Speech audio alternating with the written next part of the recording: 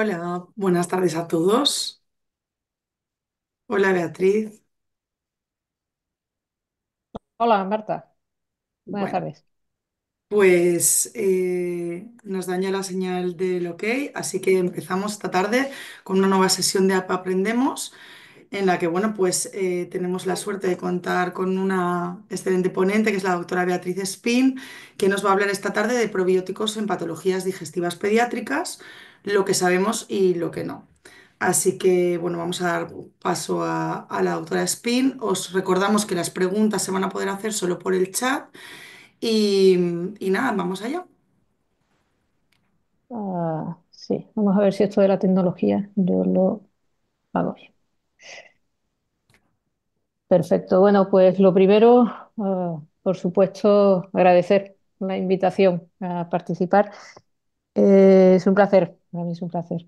Eh, Hablar de los probióticos, la verdad es que es un tema que a mí me parece un poquito difícil porque es un tema del que se habla mucho, se tiene mucha información, a veces no hay mucho filtro de lo que es de calidad o información de calidad y lo que no.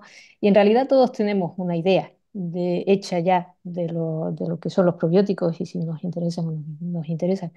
Y yo me gustaría que la charla la escucharan dando por sentado que lo que yo les voy a decir no es dogma de fe, quiero decir que es mi opinión. ¿Vale? Yo es como veo el tema de los probióticos y por supuesto puedo estar equivocada en algunas cosas, ¿no? O sea que eh, eh, podemos discutirlo luego. Este es mi conflicto de intereses al tema. Y lo primero, evidentemente, cuando uno habla de los probióticos y el uso de probióticos, pues quizás es recordar qué son los probióticos.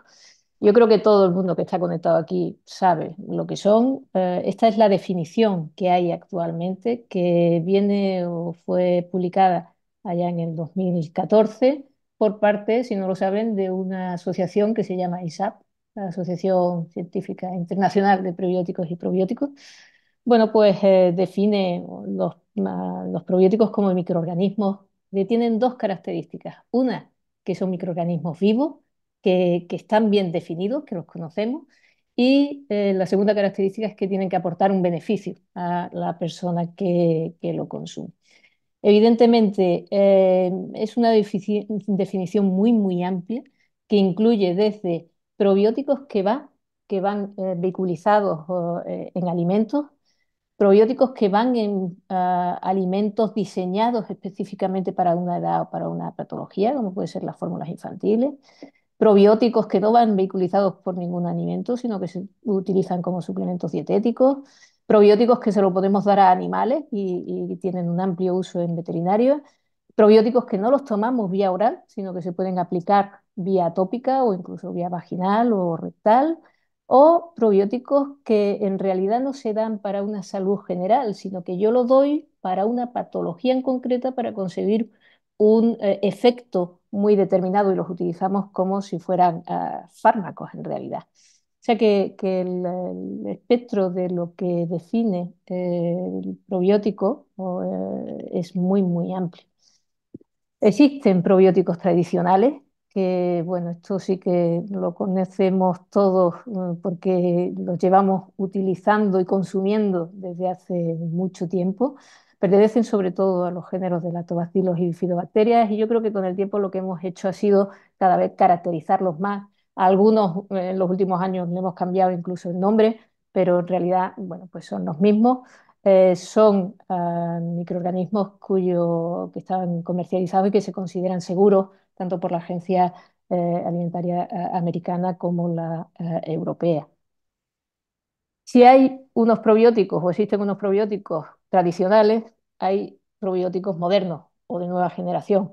Y la diferencia con los tradicionales es que se han determinado o se han aislado a partir de comparar microbiota de población sana con microbiota de pacientes o de personas que tienen una patología en concreto. Se han comparado y se ha visto qué cepas o qué géneros son los que a lo mejor están más disminuidos o más aumentados en estos pacientes. De tal manera que a lo mejor su presencia no tiene que estar muy aumentada, pero el hecho de estar en una pequeña cantidad puede potenciar mucho una función de la microbiota y están diseñados expresamente para determinadas patologías. Hay algunos que potencian la función inmune, otros la metabólica, otros tienen un efecto antiinflamatorio. Ninguno de ellos está comercializado ahora mismo en España, solo hay uno comercializado en Europa, la Kermansia, pero no como un probiótico, sino como un microorganismo inactivado.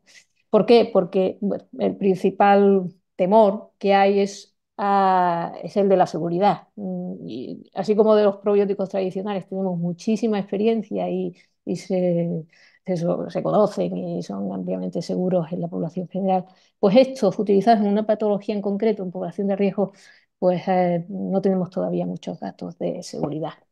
Así que si unimos todas estas definiciones, tenemos que en realidad los probióticos lo que incluyen es un paraguas enorme en el que tienen cabida los probióticos tradicionales, que yo creo que surgen o todos se nos viene una idea más como algo de nutrición, algo natural, que se superpone mucho con el empleo de prebióticos para potenciar y para, mediante un efecto sinérgico, tener una mayor acción.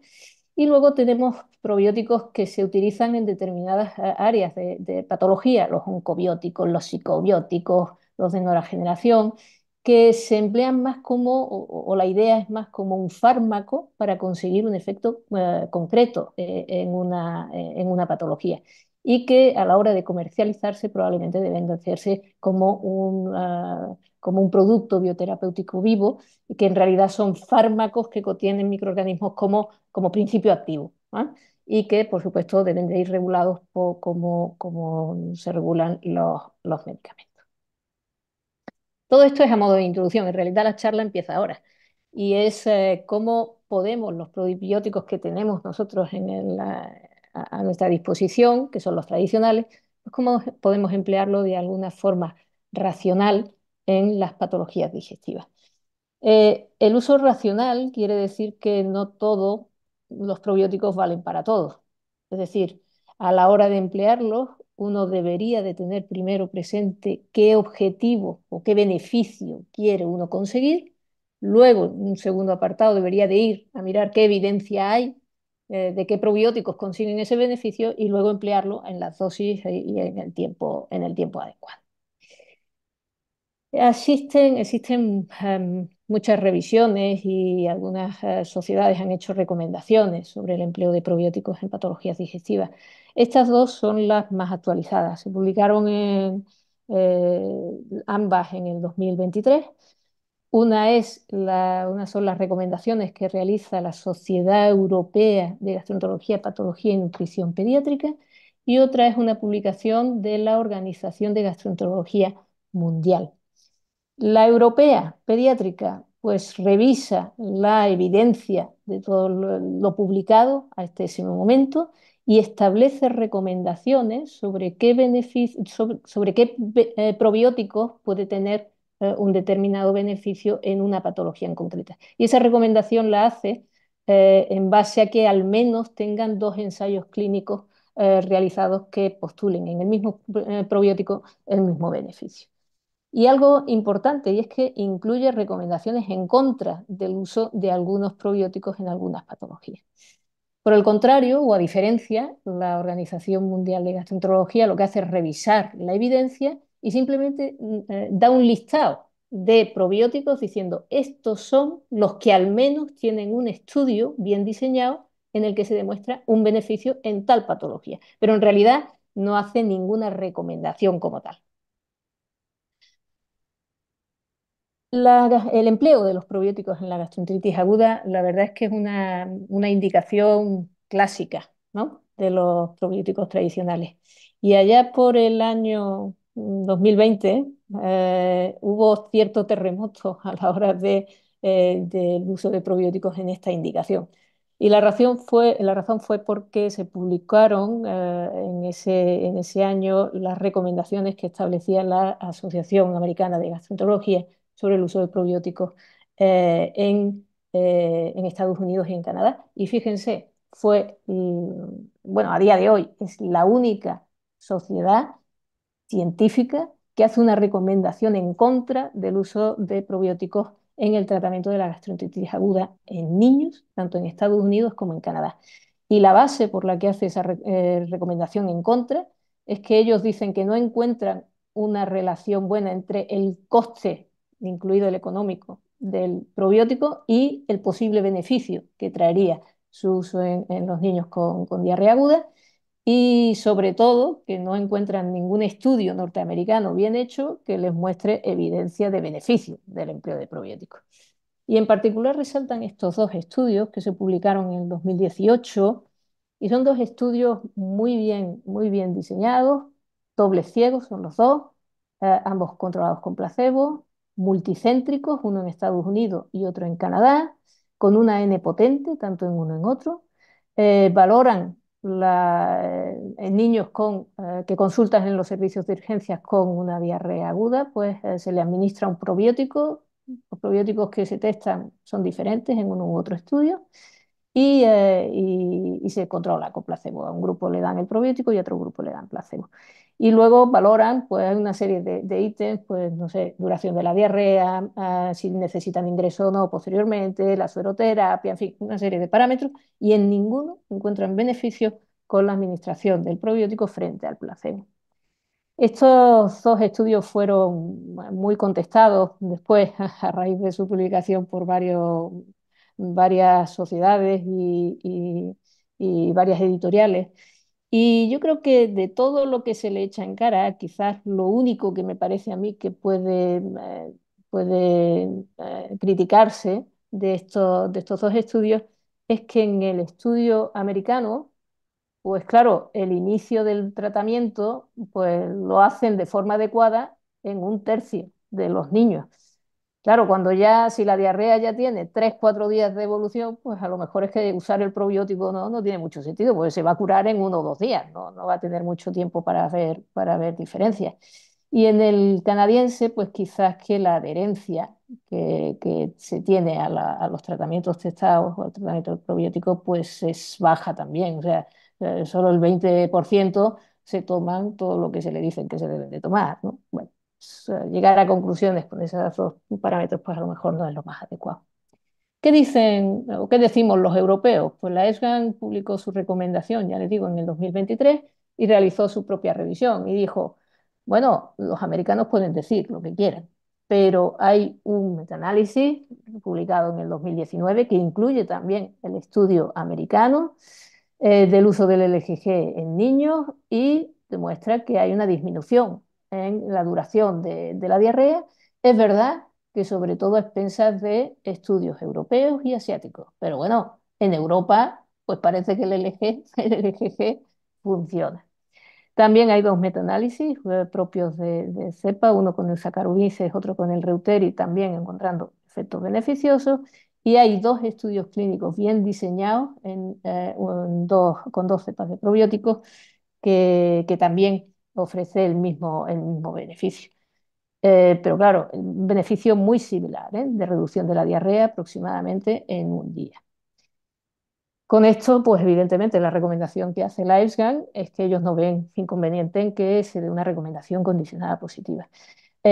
Matices de esta recomendación para el uso de probióticos en la diarrea aguda del niño, pues que es una recomendación condicionada, es decir, no es obligatorio poner como tratamiento un probiótico de todo niño que tenga una diarrea aguda.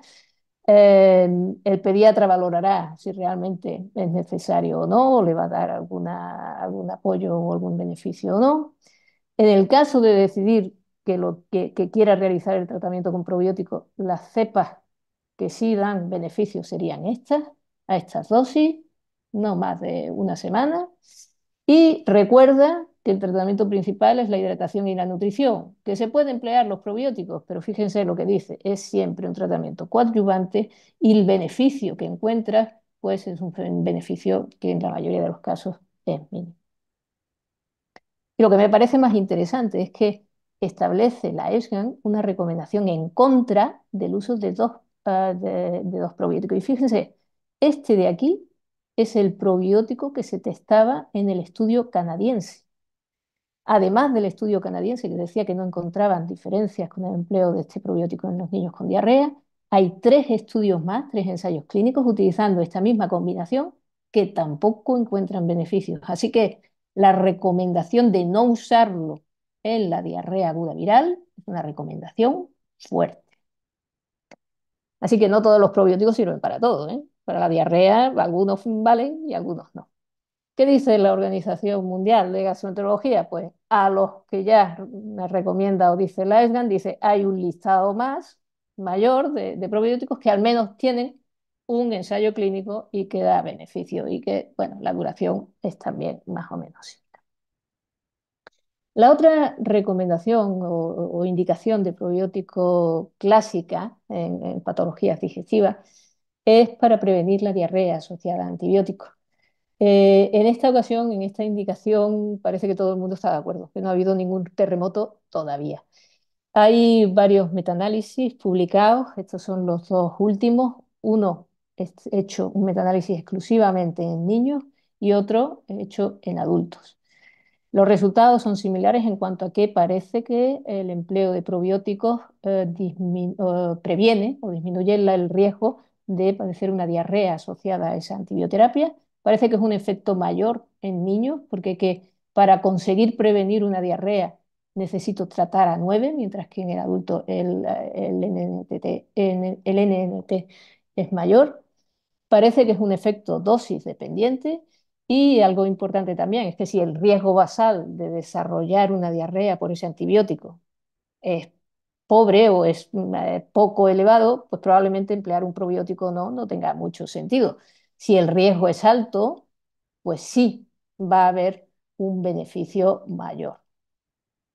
Teniendo en cuenta esto, pues la ESGAN establece su recomendación y dice recomendamos, o la recomendación es positiva para el uso de determinados probióticos para prevenir la diarrea asociada a antibióticos y quizás no tiene mucho sentido utilizarlo siempre en todos los niños, pero lo que se debe de valorar es si tiene mucho riesgo basal de llegar a tener una diarrea haciendo o tomando la antibioterapia, en base a si el niño es muy pequeño, el tipo de antibiótico, la duración del mismo y si antes ha tenido o no algún episodio de diarrea cuando ha tomado antibióticos. Los probióticos recomendados son estos dos, cada uno tiene su metaanálisis específico, dosis altitas, y la recomendación es que se utilicen mientras dure la antibioterapia, desde el primer día hasta el último día que se consume el antibiótico.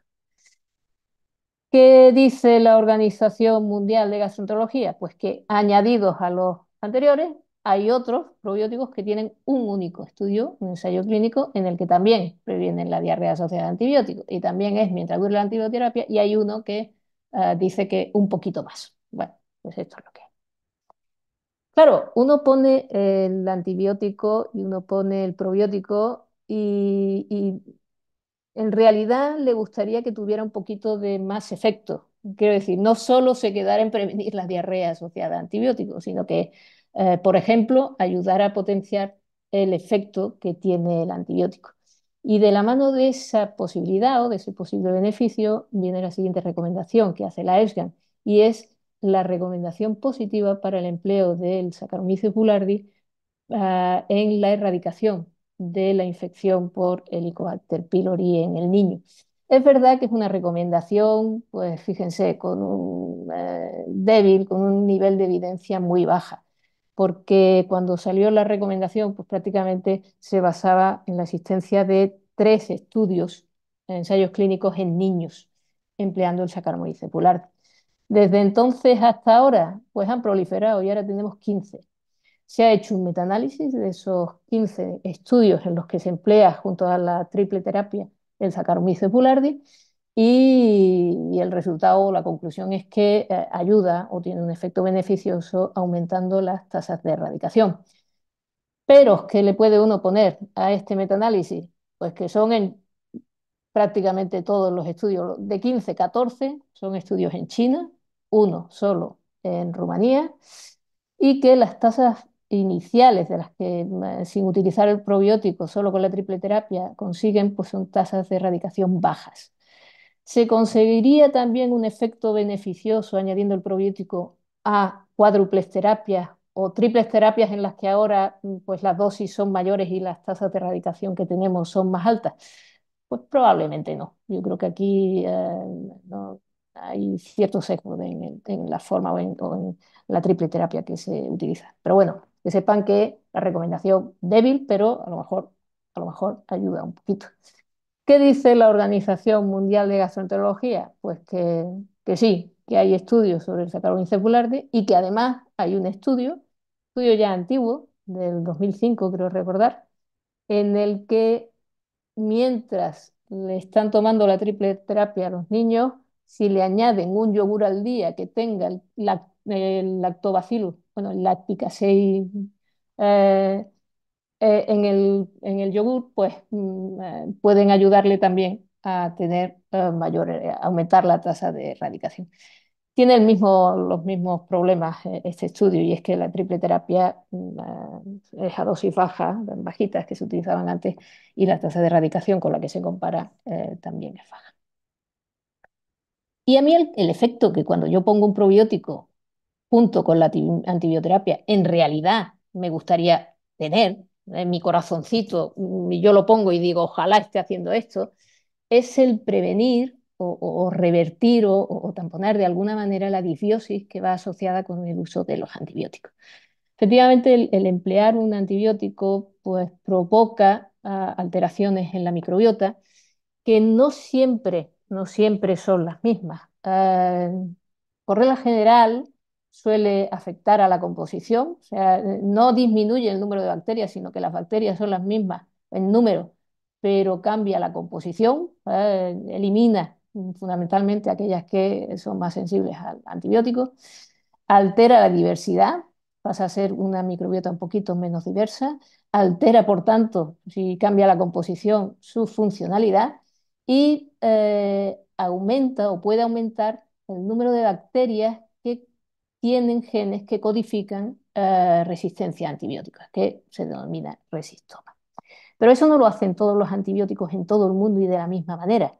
Hay personas que a lo mejor de un estado basal de su microbiota, pues la administración de la antibioterapia casi no da ninguna alteración. Hay otras que durante la antibioterapia sí tienen una alteración, pero luego es capaz la microbiota de llegar a la situación basal que tenían antes de la antibioterapia. Y hay otras personas en las que la antibioterapia les provoca muchísima alteración y luego no es capaz su microbiota de volver al estado basal. El que ocurra una cosa u otra, pues dependerá probablemente del tipo de antibiótico. Hay antibióticos que crean muchísima más alteración en la microbiota, por ejemplo, los macrólidos o el ciprofloxacino, que no, por ejemplo, la penicilina o la amoxicilina, cuánto se da, en qué cantidades, en la forma en la que se administra. Y luego hay un componente del propio individuo, ¿eh? De cómo de resistente sea la microbiota a los cambios, la edad, que el niño pequeño es mucho más, su microbiota es más vulnerable, o qué cantidad o qué redundancia funcional tenga. Es decir, si yo tengo grupos bacterianos que hacen algo parecido en funcionalidad, si elimino unos cuantos, los otros pueden sustituir la función de los que he eliminado. Hay muy poco de realmente bien hecho sobre si los probióticos pueden prevenir o tamponar un poco esta disbiosis asociada a antibióticos. Yo he elegido 3 estudios, porque yo creo que representan un poco lo que tenemos hasta ahora. El primero, un estudio en adultos, voluntarios sanos, se les da a todos Aumentil 7 días. La mitad de ellos recibe un probiótico y la mitad recibe placebo durante toda la antibioterapia y durante 3 semanas. Y ellos valoran parámetros sobre todo de composición y de diversidad. Y el grupo que recibe el placebo, las alteraciones que se producen son muy superponibles a las alteraciones que se producen cuando suplementamos el probiótico. Es decir, en este estudio no prevenimos ni tamponamos nada de la disbiosis. Segundo estudio, diseño muy similar. Adultos, voluntarios, sanos, que reciben el mismo antibiótico, la misma duración. Cambia el probiótico que se vehiculiza con un yogur frente a otro grupo que recibe el yogur sin el probiótico.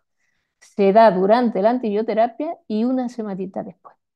Y los resultados son lo opuesto a lo anterior. Es decir, el grupo que recibe el probiótico, la alteración en un parámetro, este sería de diversidad de la microbiota, pues lo logra tamponar frente al grupo que recibe solo el yogur y no recibe el probiótico, claramente. Y durante el tratamiento del probiótico y después. Y estos son parámetros de funcionalidad de la microbiota, sobre todo son la cantidad de ácidos grasos de cadena corta, que ya saben que es un parámetro de funcionalidad de la microbiota, pues fíjense cómo tampona de alguna manera el uso del probiótico, tanto de este es el acetato y estos son los niveles de butirato. O sea que parece que sí hay una especificidad en cuanto a que consigo efectos con un probiótico, pero con otro no. ¿Mm? Y el tercer estudio fue el que tuvo más bombo, ha tenido, es el estudio más mediático de todos, ¿no? El que ha tenido más difusión o más publicidad. Es un estudio también en adultos, también en personas sanas. El antibiótico son dos antibióticos, con lo cual el efecto que tiene de disbiosis es muchísimo mayor, muchísimo más potente.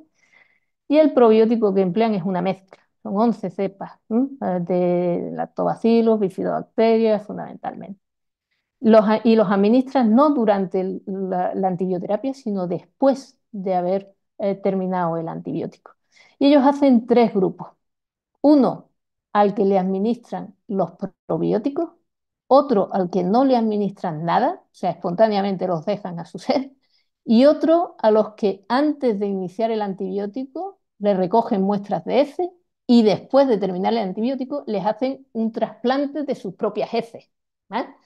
Y fíjense lo que ocurre, este es un parámetro también que miden de diversidad, la alteración durante la antibioterapia y luego tanto el que recibe su propio trasplante de heces como los que se dejan a su libre evolución tienden a revertir y a volver a su estado basal de diversidad de la microbiota. Sin embargo, mientras que estamos administrando los antibióticos, parece que le cuesta recuperar el estado basal a la microbiota.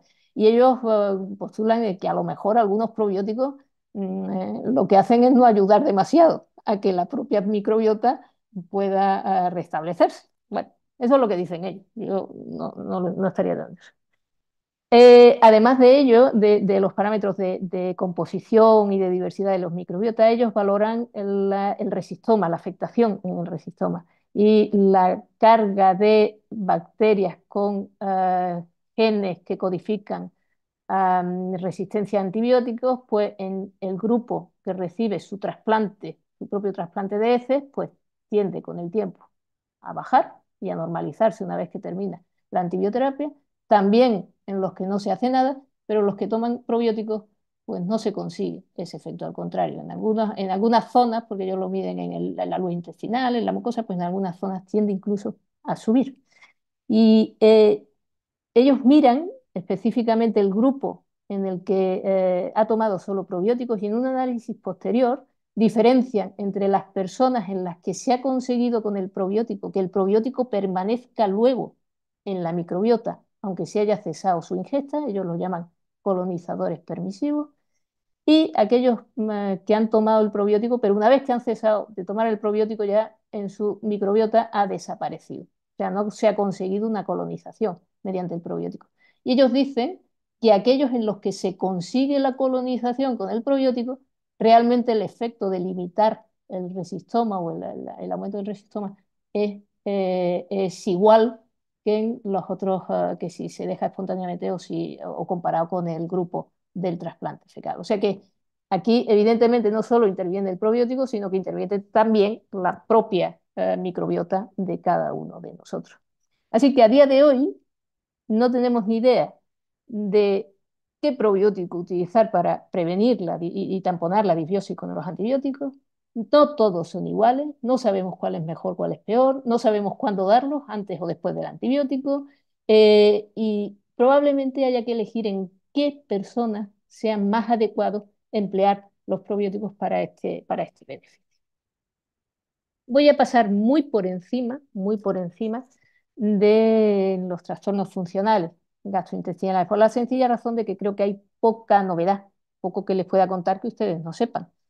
La ESGAN dice que, bueno, la ESGAN y la Organización Mundial de Gastroenterología dice que solo hay evidencia sobre el uso y el beneficio de dos cepas de probióticos en el tratamiento del cólico del lactante y por tanto son los que la ESGAN recomienda para su uso en esta patología. Uno es el Reuteri y el que se ha incorporado es el Bifidobacterium lactis.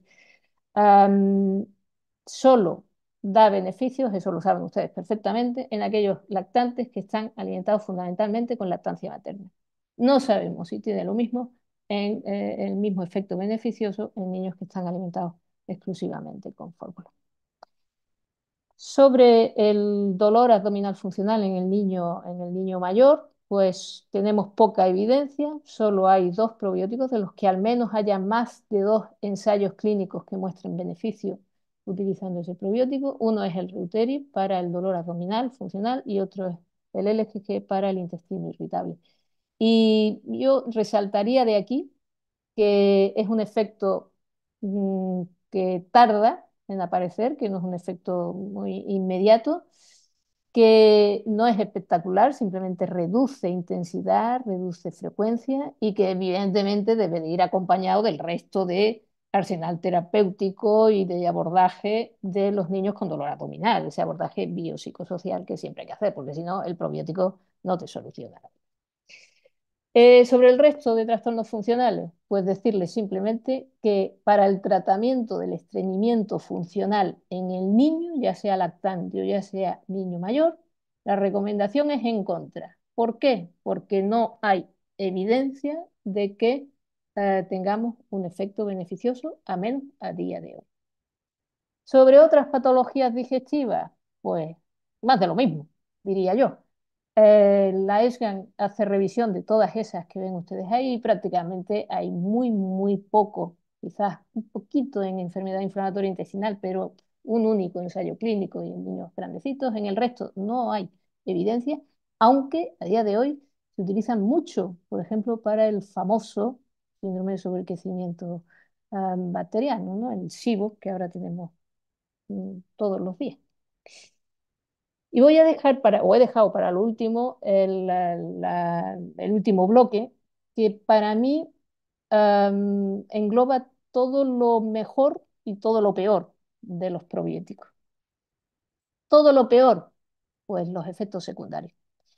El 2023 fue un mal año para el uso de probióticos en pretérminos porque la FDA publicó una alerta sanitaria a raíz de la muerte de un pretérmino de menos de 1000 gramos, por una sepsis y en el hemocultivo se aisló que ocasionó la sepsis, parece que era la misma cepa de bifidobacteria que le estaban administrando al niño, al pretérmino. Y la FDA, a raíz de eso, recordó que a día de hoy ningún probiótico está realmente comercializado como un medicamento. Están comercializados más como suplementos nutricionales y ninguno está regulado como producto bioterapéutico vivo, ¿m? Como fármaco. Así que llama la atención de que en población de alto riesgo, como pueden ser los pretérminos, como pueden ser niños con una inmunosupresión importante, en cáncer, pues evidentemente los probióticos deberían de tener una regulación mucho más exhaustiva y el empleo debería ser más considerando beneficios y riesgos. ¿Qué dicen o qué decimos los europeos? Bueno, ¿qué dice la EFGAN? Pues la EFGAN hizo su propia revisión, su propio metaanálisis, publicó una recomendación positiva en el 2020, creo recordar, y luego en el 2023 la ha vuelto a mantener. Es verdad que recomienda, en el caso de que se empleen, pues solo esos dos probióticos, ningún otro más, e incluye una recomendación negativa para el Saccharomyces boulardii, para el Bifidobacterium breve. ¿Por qué? Porque uno no ofrece beneficios y otro está muy relacionado con, o tiene más casos, un aumento de casos de fungemia, ¿no? El Saccharomyces boulardii. Y además, a raíz de la alerta sanitaria de la FDA, se volvió a sacar otra publicación reiterando su recomendación. Es verdad que ahí hizo algunos matices. Dijo, recuerden que las recomendaciones que hacemos son condicionadas. Nosotros no recomendamos que a todo pretérmino se le dé el probiótico, sino que siempre debe de consensuarse con la familia explicándoles riesgos y beneficios. ¿Qué beneficios? Pues reducir la enterocolitis. Ellos reconocen que hay mucha menos evidencia de prevención de enterocolitis con probióticos en pretérminos de muy bajo peso, que quizás son los que más nos interesa prevenir. Pero bueno, el riesgo, pues el riesgo claro es la aparición fundamentalmente de sepsis, porque el resto de parámetros de riesgo que podrían aparecer más o menos están controlados utilizando las cepas y los productos que ellos recomiendan en su listado.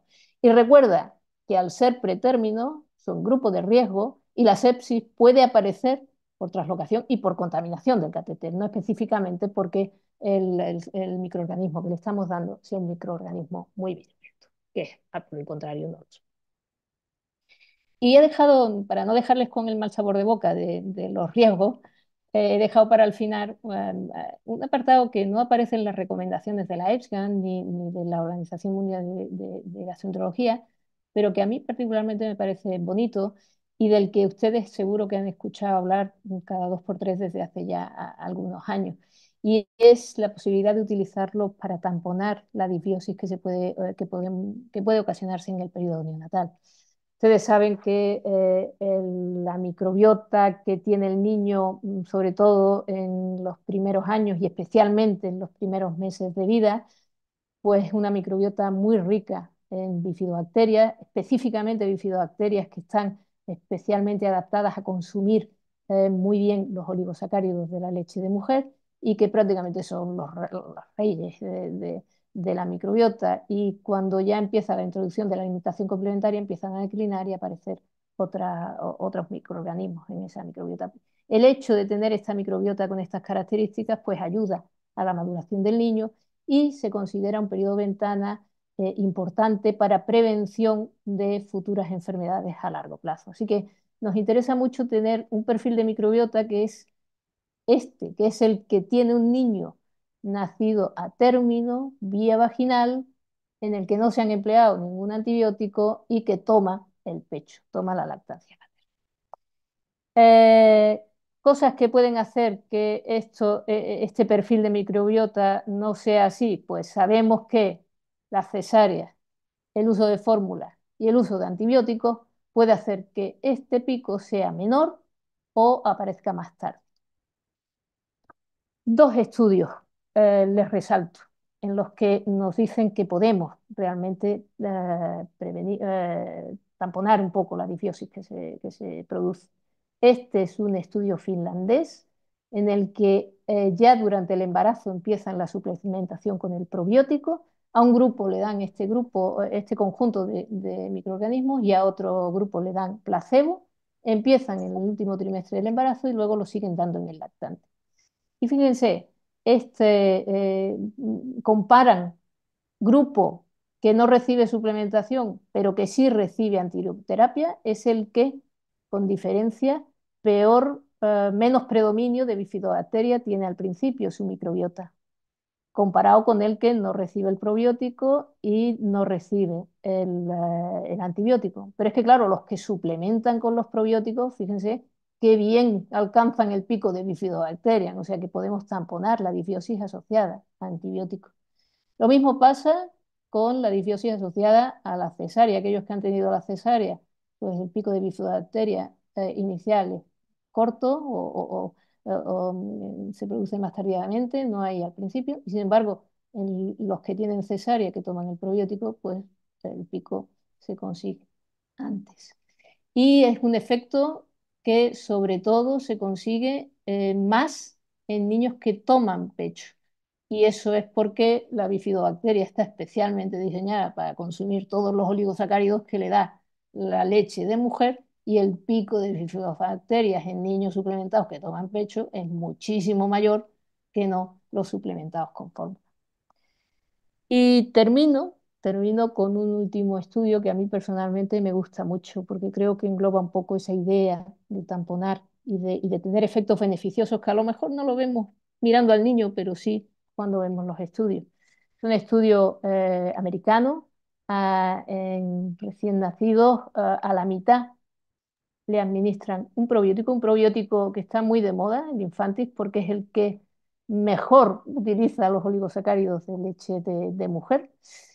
Y a la mitad, como digo, dan este probiótico, y a la otra mitad no le dan nada. Todos toman lactancia materna, y lo que miran es la tasa el porcentaje de bifidobacterias que alcanzan al mes, tanto en un grupo como en otro, pues con factores que pueden provocar disbiosis al nacimiento. Y fíjense, los que no reciben la bifidobacteria, pues todavía al mes no terminan de tener la cantidad suficiente, y sin embargo los que reciben la bifidobacteria, pues tienen un pico ya de bifidobacterias en su microbiota importante. Y lo que me parece más bonito es que aquellos que reciben la bifidobacteria, su resistoma, o sea, el porcentaje de bacterias que tienen genes en los que se codifican resistencia a antibióticos, fíjense, comparado con el que no recibe el probiótico. O sea, hay una disminución llamativísima del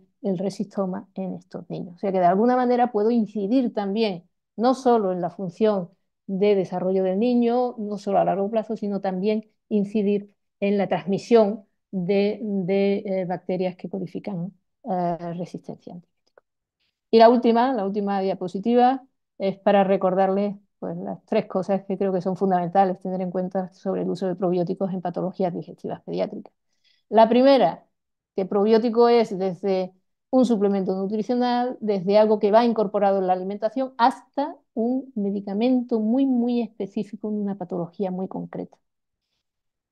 Que el uso clínico siempre debería estar basado en lo que yo quiero obtener y en base a la evidencia, a los estudios que realmente me dicen que lo que yo indico, pues puedo conseguir ese beneficio.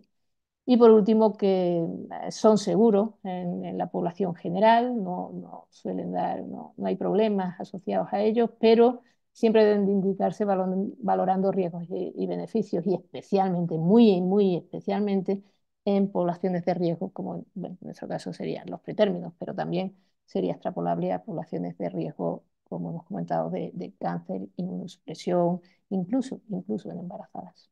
Y nada más. Muchas gracias.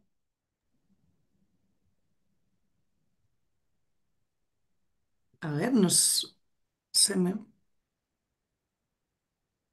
Hola Beatriz, que te has desconectado el micrófono, creo. ¿Yo? Ah, vale, no, pues me aparece aquí. No. Ah, vale, pues ya estamos aquí. Vale, pues bueno, enhorabuena, a mí me ha encantado y estoy segura de que todos los que se han conectado también. Eso, muchísimas gracias a la doctora Espín desde el Hospital Virgen del Rocío de Sevilla. Y bueno, nos han puesto algunas preguntas en el chat, así que vamos a leerlas y a ver si las podemos contestar. Pues mira, una de las preguntas que han hecho es si conocías que había alguna evidencia para el uso de probióticos en la diarrea funcional en el niño pequeño y el lactante.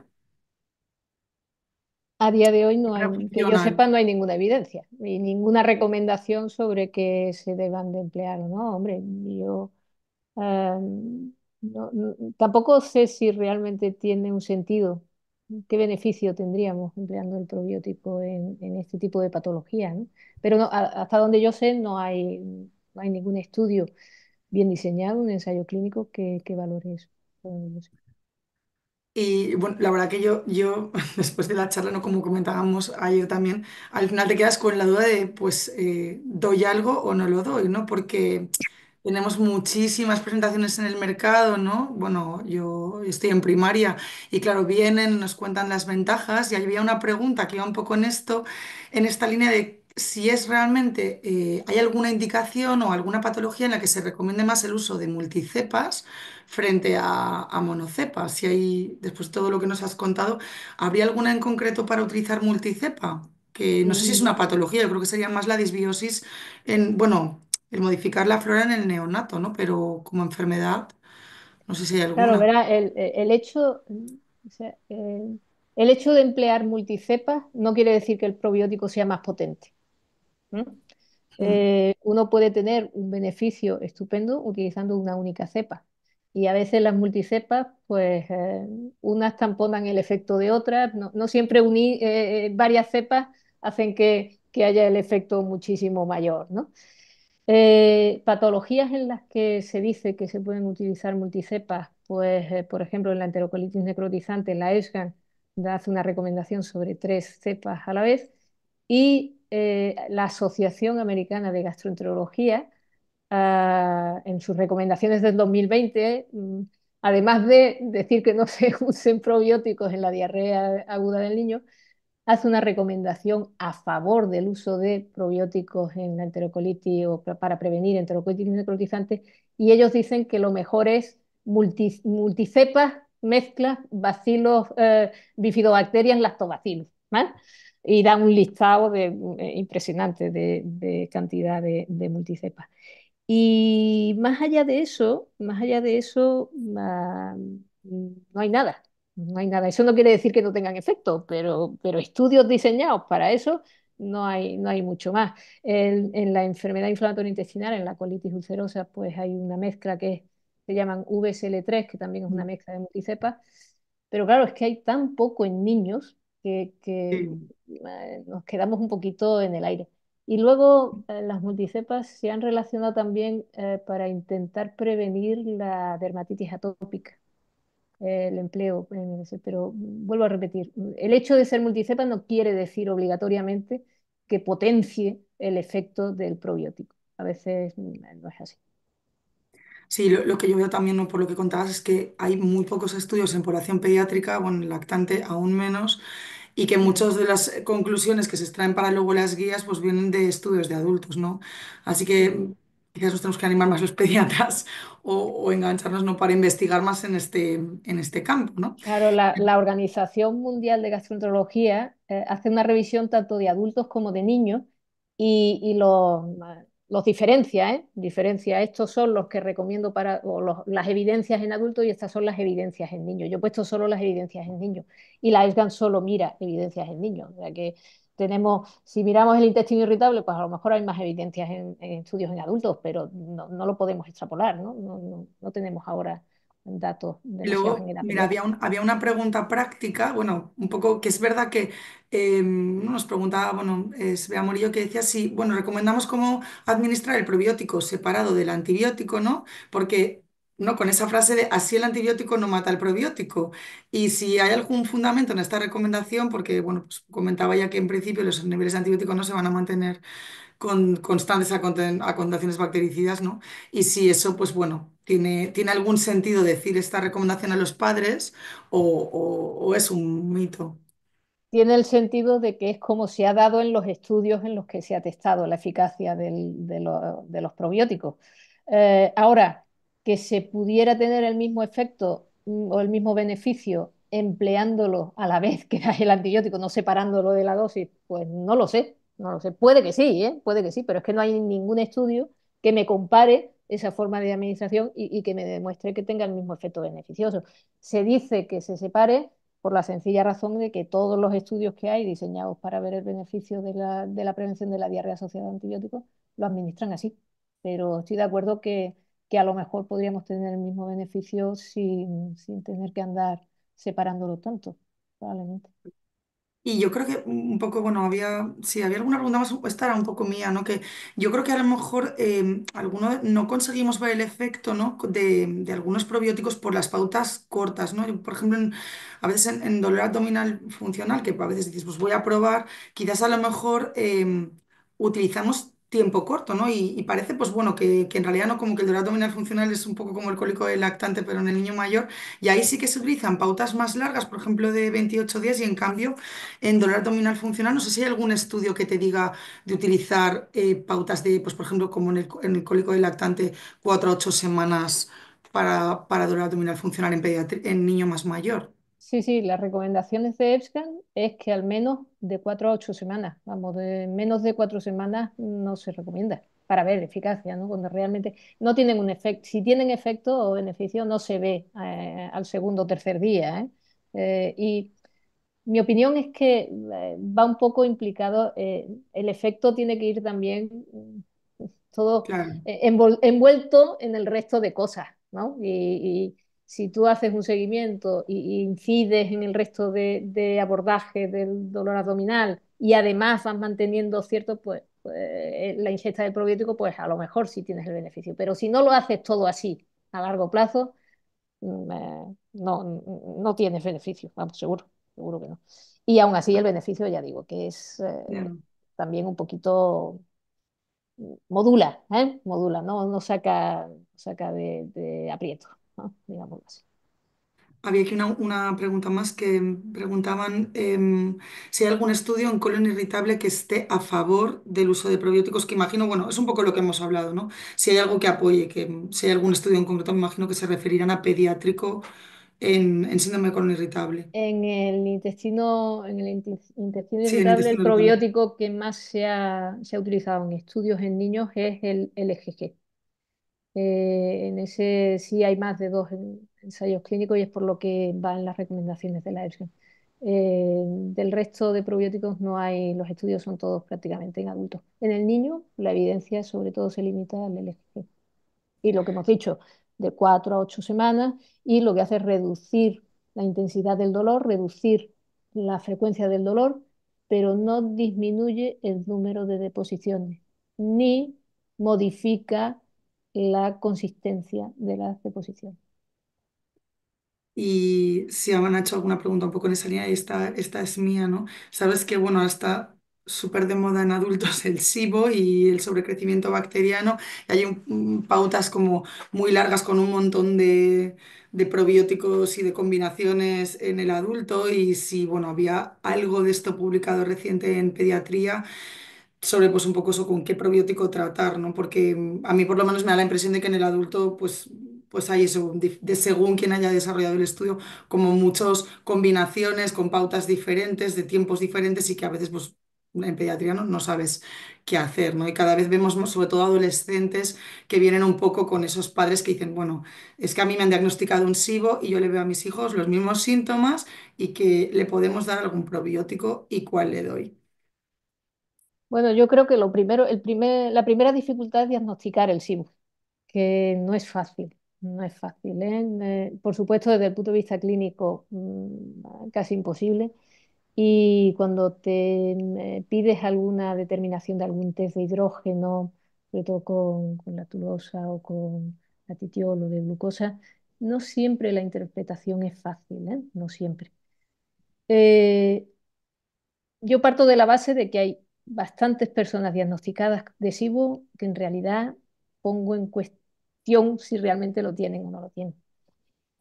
Una vez que uno sí, efectivamente, se ha llegado al diagnóstico del SIBO, em, evidencia de que empleando solo probióticos revierta la situación, prácticamente no hay. Prácticamente no hay. Yo creo que efectivamente cuando ya esté el sobrecrecimiento totalmente establecido y ves que no tiende a revertir espontáneamente, que algunos sí que revierten, pero otros no, la inmensa mayoría de las veces tienes que hacer muchas modificaciones en la dieta y ayudarte a veces de algún antibiótico. Y ahí puedes añadir un probiótico, vale, pero exclusivamente revertirlo con el uso de probióticos, mm, evidencia no hay y yo la experiencia que tengo no es buena, ¿eh? No es buena solo con probióticos. Creo que hay un poquito volvemos a lo mismo, los probióticos ayudan a una serie de tratamientos o alguna serie de modificaciones, pero que sean lo único que revierta en todas estas patologías resulta difícil, ¿eh? Y desde luego no hay ninguna evidencia de que un probiótico en especial revierta esto.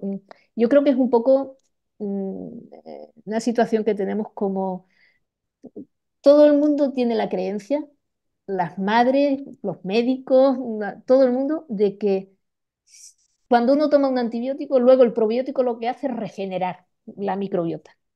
Y si hay algo que nos dicen los estudios, es que no siempre, no todos hacen eso y que solo en algunos a lo mejor ocurre eso y que incluso utilizando algún probiótico en esa situación, a lo mejor lo que hacemos no es ayudar a que regenere, a lo mejor estamos retrasando el que la propia microbiota vuelva a su estado basal, ¿no? Y con el SIBO pasa, yo creo que tengo la sensación de que pasa algo eso, que hay como mucha creencia de que como es algo natural, es algo de la dieta, es algo, mm, va a ayudar mucho a que se regenere eso bien. Y a día de hoy no hay ningún estudio que nos diga que eso realmente pasa, ¿no? Pues bueno, nos queda, sí, había un comentario aquí, nos quedan solo 2 minutos para acabar.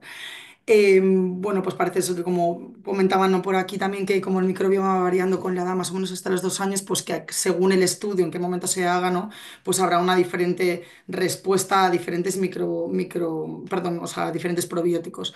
Y bueno, yo creo que a mí me da un poco por concluir, ¿no? Que yo creo que es como cuando descubrieron la penicilina, luego encontraron un montón de antibióticos y ahora cada vez sabemos utilizarlos mejor, pero seguro que hace 150 años gastaban todo para todos y ha habido muchos errores. Y mi impresión es que vamos perdidos, pero bueno, que poco a poco pues se van, ¿no?, como perfilando para qué probiótico es para qué patología, pero que nos queda mucho por entender el gran desconocido que es el microbioma, ¿no? Sí, sí, totalmente de acuerdo. Nos da la sensación de que lo conocemos, pero en realidad cuando han llegado los estudios para confirmar lo que teóricamente creíamos que sabíamos, nos están diciendo lo contrario. Pues eso, antes de que no sé si se nos va a cortar el 30 en punto, nos queda un minuto, no sé si alguien quiere preguntar algo.